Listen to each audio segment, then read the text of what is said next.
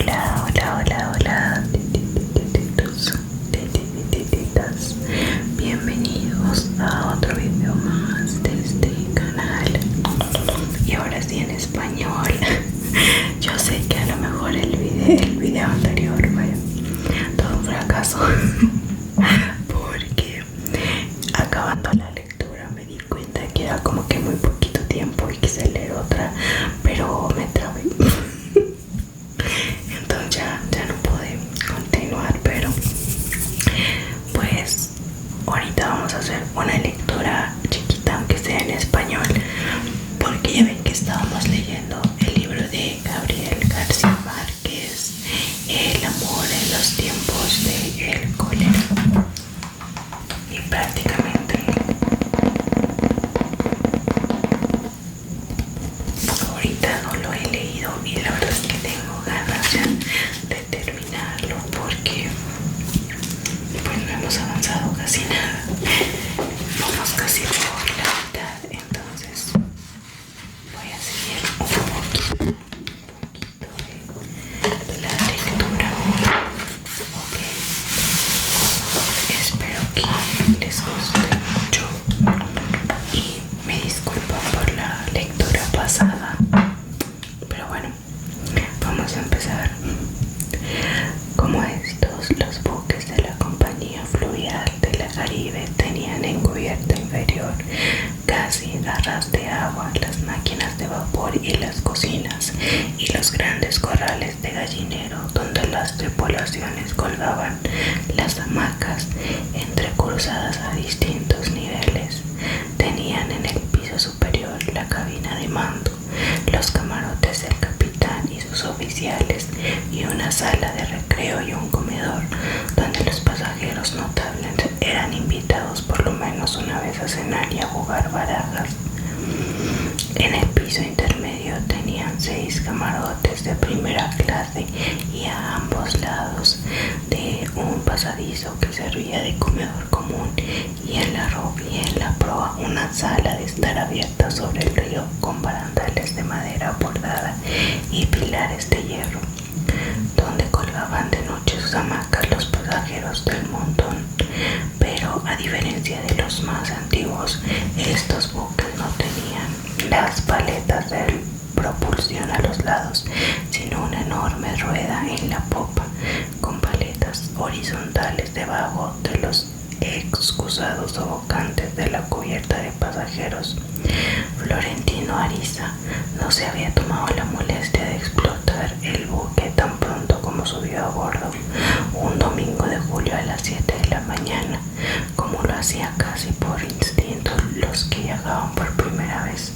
Solo tomó conciencia de su nueva realidad al atardecer, navegando frente al caserío de Calamar, cuando fue a orinar en la popa y vio por el hueco del excusado la gigantesca rueda de tablones girando bajo sus pies con un estruendo volcánico de espuma y vapores ardientes. No había viajado nunca. Llevaba un baúl de hojalata con la ropa del páramo, las novelas ilustradas que compraba en folletines mensuales y que él mismo cosía con tapas de cartón, y los libros de versos de amor que recitaba de memoria y estaban a punto de convertirse en polvo de tanto ser leídos. Bueno, releídos. Había dejado el violín, que se identificaba demasiado con su desgracia, pero su madre lo había obligado a llevar el petate, que era un recado de dormir muy popular y práctico. Una almohada, una sábana, una vasinilla de peltre y un toldo de punto para los mosquitos, y todo eso envuelto en una estera amarrada con 2 caullas para colgar una hamaca en caso de urgencia. Florentino Ariza no quería llevarlo, pues pensaba que sería inútil en un camarote donde había servicio a camas tendidas, pero desde la primera noche tuvo que agradecer una vez más el buen sentido de su madre. En efecto, a última hora subió a bordo un pasajero vestido de etiqueta que había llegado en un barco de Europa aquella madrugada y estaba acompañado por el gobernador de la provincia en persona.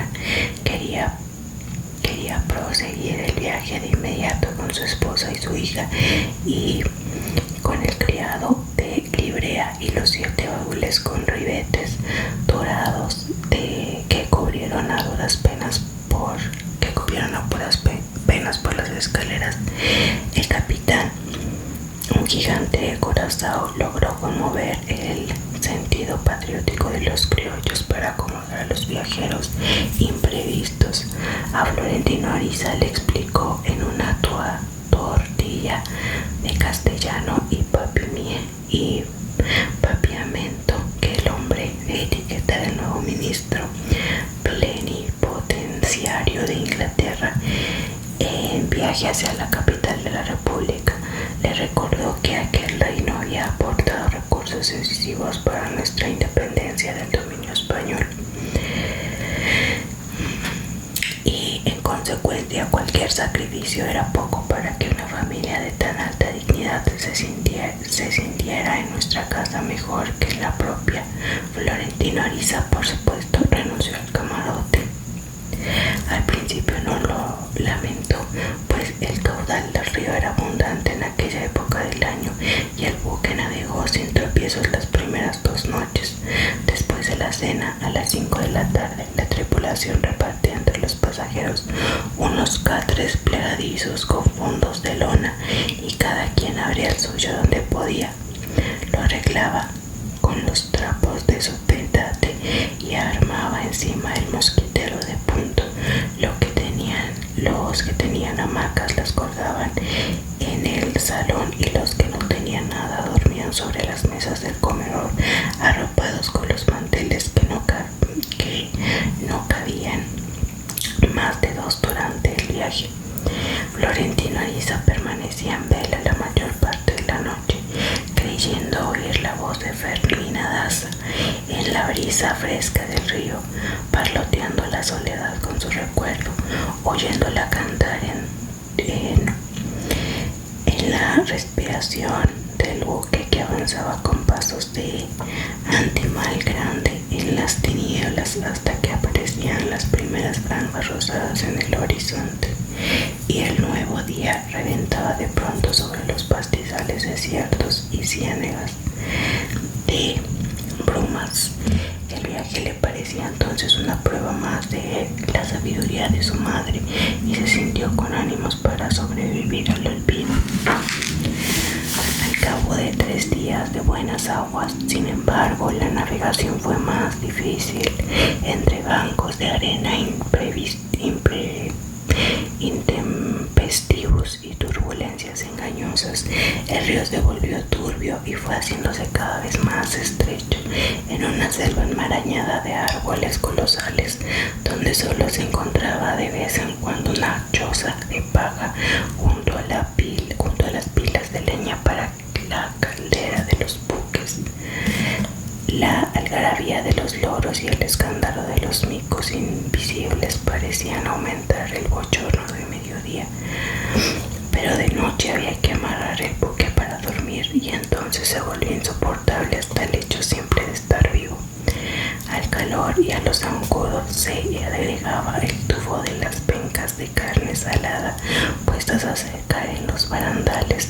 La mayoría de los pasajeros, sobre todo los europeos, abandonaban el pudridero de los camarotes y se paseaban de la noche caminando por las cubiertas, espantando toda clase de alimañas con la misma toalla con que se secaban el sudor incesante y amanecían exhaustos e hinchados por las picaduras. Además, aquel año había estallado un episodio más de la guerra civil intermitente entre liberales y conservadores, y el capitán había tomado precauciones muy severas para el orden interno y la seguridad de los pasajeros.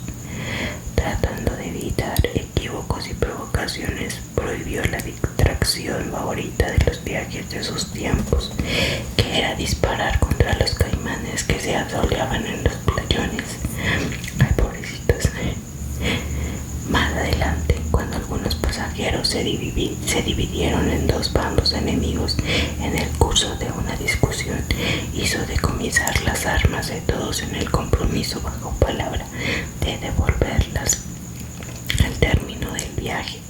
Fue inflexible incluso inclusive con el ministro británico, que desde el día siguiente de la partida amaneció vestido de cazador con una carabina de precisión y una escopeta de 2 cañones para tigres. Las restricciones se hicieron aún más dramáticas arriba del puerto de Tenerife, donde se cruzaron con un buque que llevaba enarbolada la bandera amarilla de la peste. El capitán no pudo obtener ninguna información sobre aquel signo alarmante porque el otro buque no respondió a sus señales.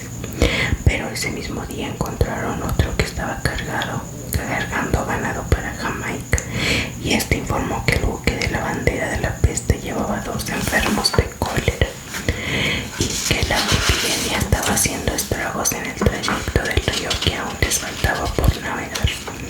Entonces se prohibió a los pasajeros abandonar el buque, no solo en los puertos siguientes, sino aún en los lugares despoblados donde arrimaba a cargar leña, de modo que el resto del viaje había hasta el puerto final, que duró otros 6 días. Los pasajeros contrajeron hábitos carcelarios, entre estos la contemplación perniciosa de un paquete de postales para adultos holandeses que circuló de mano en mano sin que nadie supiera de dónde habían salido, aunque ningún veterano del río ignoraba que era apenas un muestrario de la colección legendaria del capitán. Pero hasta esta distracción sin porvenir terminó por aumentar el hastío.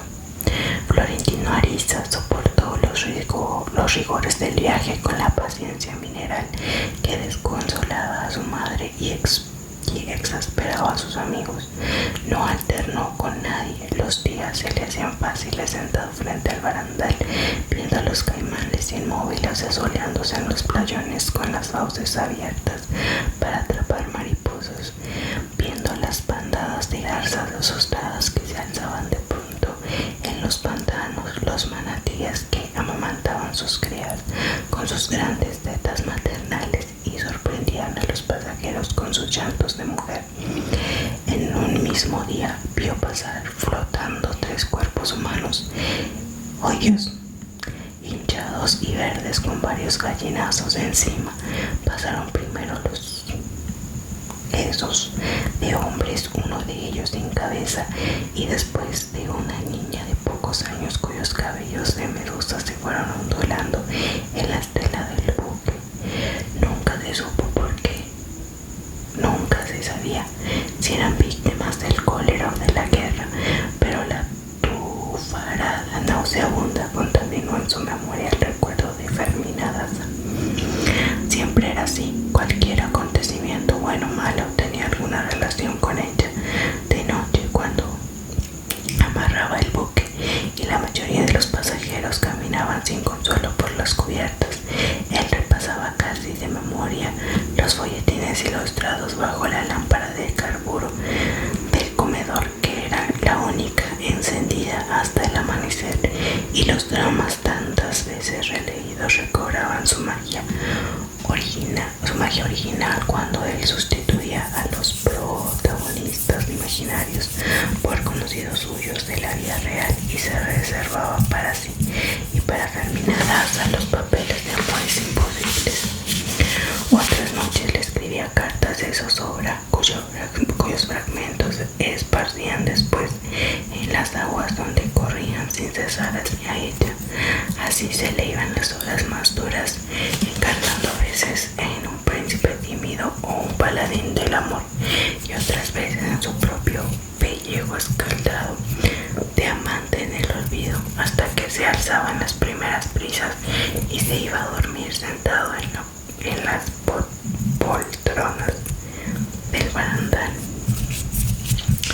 Una noche que interrumpió la lectura más temprano que de costumbre, se dirigía distraído a los retretes cuando una puerta se abrió y a su paso en el comedor